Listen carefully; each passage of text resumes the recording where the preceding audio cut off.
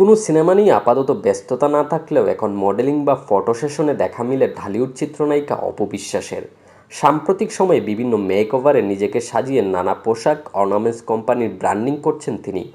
এর বাইরে যখন ছুটি কাটান অবকাশ যাপন করেন নায়িকা, সঙ্গে থাকে তার একমাত্র ছেলে। মাস কয়েক আগেই ছেলে আবরাম খান জয়কে নিয়ে বিদেশ ঘুরে আসেন অপু বিশ্বাস। গিয়েছিলেন সিঙ্গাপুরে, ঘুরে আসেন মার্লান পার্ক থেকে। সেখানে সিংহের মূর্তির পাশে দাঁড়িয়ে মা ছেলের ফ্রেমবন্দি মুহূর্তে আপ্লুত হন তাদের ভক্তরা।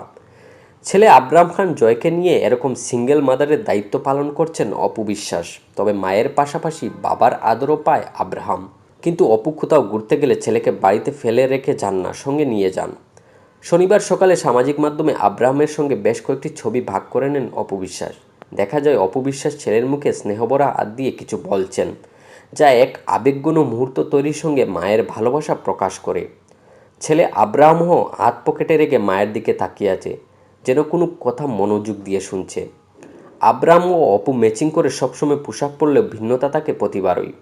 এর আগেও অবশ্য সাদা পোশাকে দুজনকে একসাথে দেখা যায়।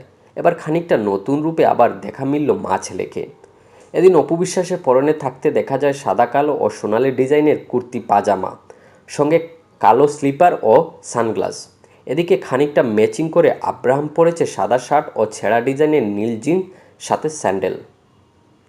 এছাড়াও এ সময় মা ছেলেকে একসঙ্গে নানা পোজ দিতে দেখা যায় ক্যামেরাতে। তবে কিছু ক্যান্ডিড ছবিও ছিল সেখানে। আর তাদের এই আবেগঘন মুহূর্ত দেখে ভালোবাসা ছড়িয়ে দেয় তাদের ভক্ত নেটিজেনরা।